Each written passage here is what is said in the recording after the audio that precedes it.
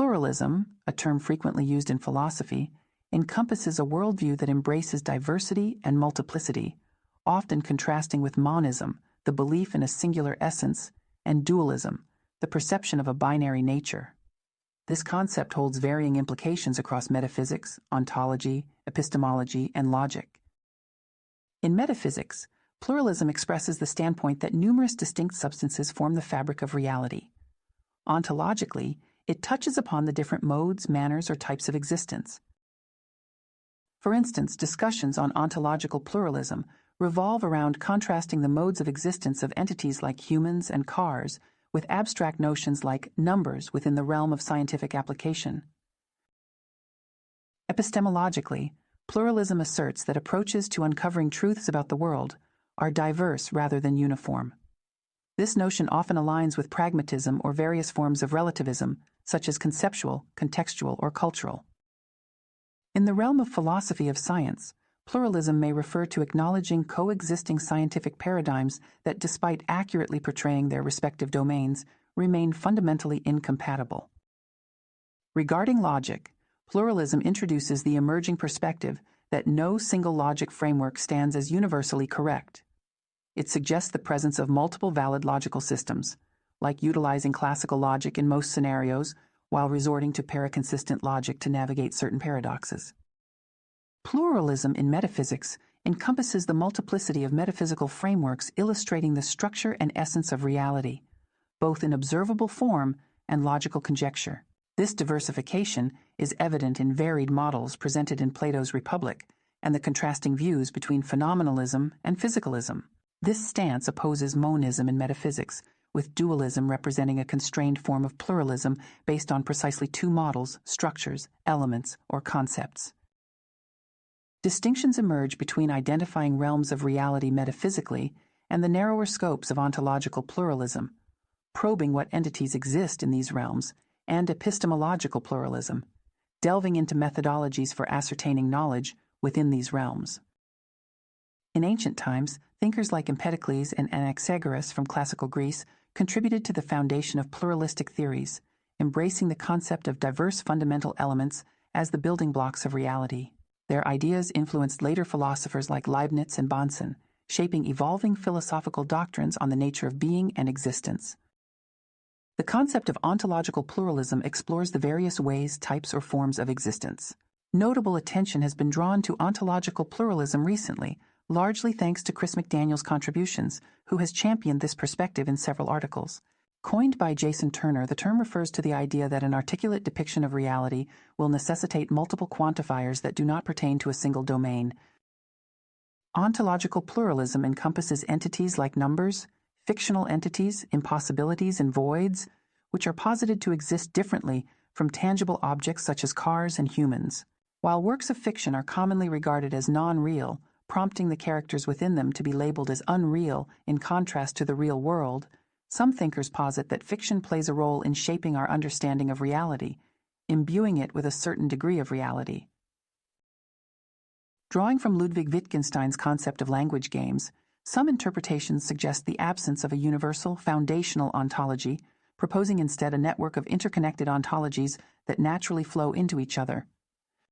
Wittgenstein's discussion on the notion of number emphasizes the flexibility of vocabulary, indicating that technical definitions, while precise within specific contexts, do not necessarily exhaust the full meaning of a term.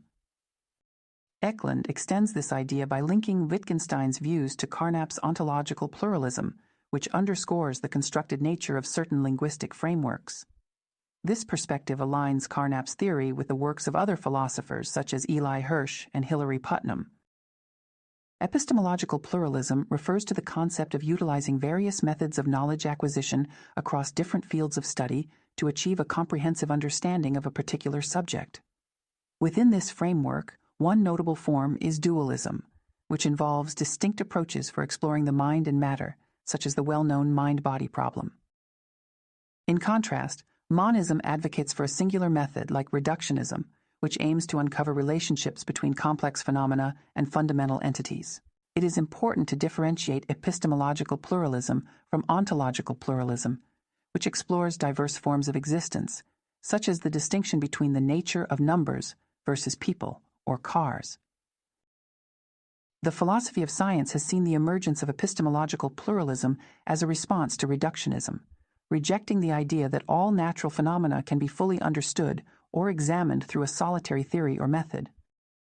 In the realm of mathematics, various epistemological approaches exist, ranging from Platonism, which views mathematics as an objective study of abstract reality, to radical constructivism, which imposes restrictions on logic. This diversity of perspectives is also evident in economics, where a debate persists between a singular epistemological stance and multiple viewpoints. Historically, the neoclassical approach in economics gained widespread dominance, particularly in the United States, attempting to encompass all social phenomena within its explanatory framework. However, the limitations of this approach led some economists to advocate for epistemological pluralism, recognizing the need for alternative perspectives to address certain phenomena effectively. Logical pluralism encompasses various definitions, including the idea that there exists more than one accurate interpretation of logical consequence, or that the concept of a single correct account of logical consequence may not be valid.